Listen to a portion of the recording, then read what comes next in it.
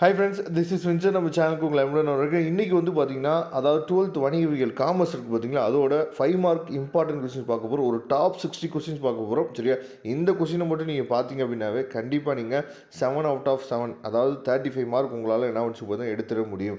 மேலாண்மைக்கு பீட்டர் டிராகனின் பங்களிப்பு யாவை? சரியா, அறிவியல் பூர்வ மேலாண்மையின் கோட்பாடுகள் யாவை? அதுக்கப்புறம் நவீன மேலாண்மையின் கோட்பாடுகள் யாவை? மேலாண்மையின் முக்கிய பணிகளை கூறி விளக்குக. சரியா, இதெல்லாம் கொஞ்சம் நோட் பண்ணி வச்சுக்கோங்க.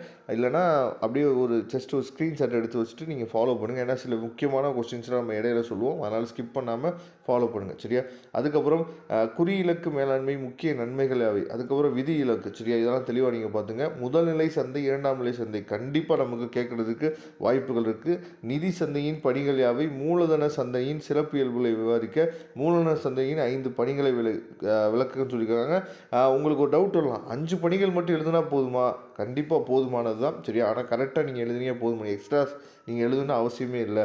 பணசந்தை மூலதன சந்தை வேறுபடுத்துக, பணசந்தை ஆவணங்களை விவரி.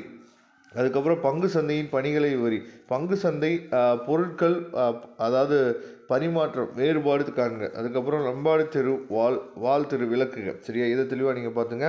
அதுக்கப்புறம் புறத்தோற்ற பத்திரங்களின் நன்மைகள் யாவை? மனிதவள மேலாண்மை பணிகளை விவரி. ரொம்ப ரொம்ப முக்கியமான கொஸ்டின். மனிதவள மேலாண்மை டாபிக் இருக்கக்கூடிய எல்லா கொஸ்டினையும் பார்த்துங்க. கண்டிப்பாக ஒரு கொஸ்டின் வந்து கேட்கறதுக்கு வாய்ப்புகள் இருக்குது. சரியா, ஆட்சேர்ப்பின் பல்வேறு முறைகளை விளக்குக. ஆட்சேர்ப்பின் பாதிக்கும் காரணிகள் யாவை? ஆட்சேர்ப்பு தேர்வினை வேறுபடுத்தி காட்டுக. சரியா, மின்னணு வகையான சோதனைகளை சுருக்கமாக விளக்குக. பயிற்சியின் வரைவிலக்கணம், பயிற்சியின் பல்வேறு முறைகளை விவாதிக்க. சரியா, அதுக்கப்புறம் பணி வழி பயிற்சி, பணி வழியற்ற பயிற்சி வேறுபடுத்துக. இன்றைய நவீன வழியில் சந்தையை மேம்படுத்துவதற்காக உமது பங்களிப்பு யாது? விளக்குக. சரியா, அதுக்கப்புறம் சந்தையில் எவ்வாறு வகைப்படுத்தப்படுகிறது, அதை நல்லா தெளிவாக நீங்கள் பார்த்துங்க. சந்தைகள், அதுக்கப்புறம் சந்தையிடுகை கலவையின் கூறுகளை குறிப்பிடுங்க. சரி, அதுக்கப்புறம் சந்தையிடுகையின் பரிமாண வளர்ச்சியை பற்றி விவரி சொல்லி கொடுத்துருக்காங்க. எல்லாம் தெளிவாக நீங்கள் பார்த்துங்க. நெக்ஸ்ட்டு மின்னணு விற்பனையில் நன்மை தீமை விளக்குக. நவீன சந்தை ரொம்ப ரொம்ப முக்கியமான, அதாவது நுகர்வோர் எவ்வாறு சுரண்டப்படுகின்றன, ரொம்ப ரொம்ப முக்கியமான கொஸ்டின். நுகர்வோர் பாதுகாப்பு சட்டம் 1986 சிறப்பு இயல்பு ரொம்ப ரொம்ப முக்கியமான, அந்த நுகர்வோர் கீழே இருக்கக்கூடிய எல்லா டாப்பிக்கும் தெளிவாக நீங்கள் பார்த்துங்க. ஏன்னா அதில் இருக்க உரிமை, கடமை, பொறுப்புகள், சட்டங்கள் இது எல்லாமே நமக்கு வந்து கேட்குறாங்க அடிக்கடி, அதை பார்த்துங்க தெளிவாக. அதுக்கப்புறம் வியாபாரத்தின் பரந்த சூழ்நிலை பங்கு பற்றி விவாதி. சரியா, ரொம்ப ரொம்ப முக்கியமான கொஸ்டின். அதுக்கப்புறம் தாராளமயமாக்கல் நன்மைகள் மற்றும் குறைபாடுகள் யாவை? விற்பனை மற்றும் விற்பனை ஒப்பந்தம் வேறுபடுத்துக. சரியா, விற்பனை ஒப்பந்தத்தின் அடிப்படை கூறுகளை விளக்குக. சரக்கு விற்பனை சட்டத்தின் சரக்கினை வகைப்படுத்தி காட்டுக. நிபந்தனை மற்றும் நம்புறுதிகளை வேறுபடுத்துக. மாற்று முறை ஆவணத்தின் எடுகோள்கள் யாவை?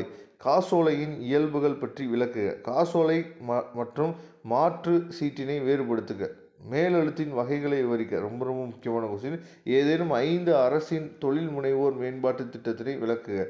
கடன் பத்திரங்கள் வகைகள் யாவை? பங்கீட்டு கடனீட்டு பத்திரம் வேறுபாடுகள் தருக. சரியா, பங்கீட்டு அதாவது பங்கு சான்றிதழ் இயங்கு உரிமை ஆணைக்கும் உள்ள வேறுபாடுகள் யாவை? சரியா, வேறுபாடுகள் கொஸ்டின் வந்துச்சுன்னா கண்டிப்பாக எழுதிடுங்க, அதில் மார்க் குறைக்கிறதுக்கு வாய்ப்பே இல்லை. இயக்குனரின், அந்த இயக்குனர் கீழே இருக்கக்கூடிய டாபிக்ஸ் எல்லாமே நீங்கள் என்ன பண்ணுறது பார்த்தீங்கன்னா தெளிவாக பார்த்துங்க. இயக்குனரின் பல்வேறு வகைகள், அதுக்கப்புறம் தகுதிகள், தகுதியின்மைகள், அதுக்கப்புறம் கடமைகள், இதெல்லாம் தெளிவாக பார்த்துங்க. கண்டிப்பாக ஒரு கொஸ்டின் கேட்க வாய்ப்பு இருக்குது. அதுக்கப்புறம் நிறுவ செயலாளரின் பணிகளை விளக்குக. பல வகையான நிறுவ கூட்டங்களை விளக்குக. தீர்மானத்தின் வகைகளை விளக்கி தேவைப்படும் செயல்பாடுகளை தருக. சரியா, இந்த கொஸ்டினை மட்டும், இந்த 60 கொஸ்டின் மட்டும் நீங்கள் பார்த்துங்க.